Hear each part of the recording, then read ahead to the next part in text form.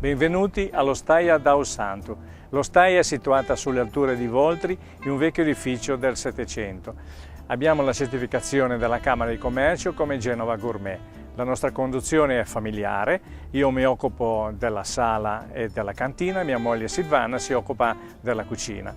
Oggi vi presentiamo un nostro piatto particolare a cima senese, la cima genovese. Gli ingredienti per la cima sono: iniziamo con una sacca di punta di vitella, proseguiamo con sempre vitella molto magra che si fa rosolare con dell'olio Riviera Ligure DOP, burro, alloro,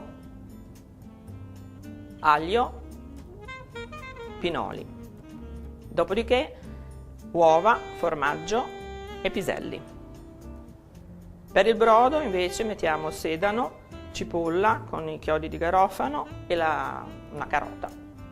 Ora andiamo in cucina a vedere come si realizza naturalmente.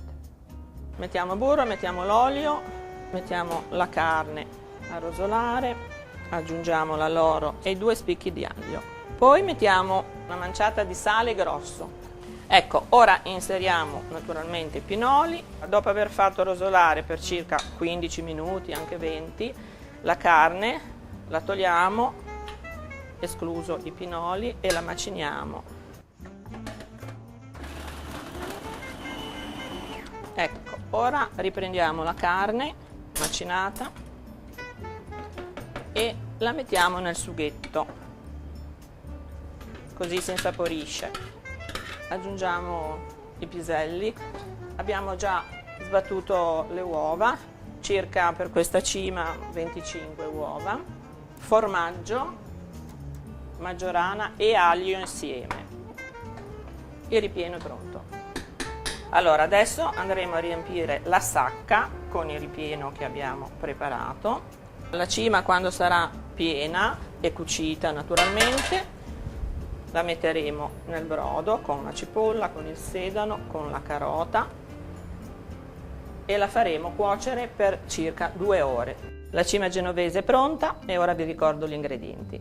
1 chilo di petto di punta di vitello, 400 g polpa di vitello, 1 cucchiaio grosso di maggiorana tritata con 2 spicchi d'aglio, 6 cucchiai di parmigiano reggiano DOP, 100 g di piselli, 6 uova intere, 50 g di burro, una cipolla, una carota, 2 gambi di sedano, sale, olio Riviera Ligure DOP.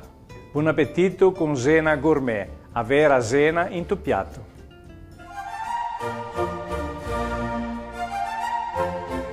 Tutti sappiamo che la cima è un piatto abbastanza complesso ed elaborato da cucinare, che è fatto da una tasca di carne di vitello dentro al quale viene messo un ripieno a base di uova sbattute, formaggio, verdure e prosciutto.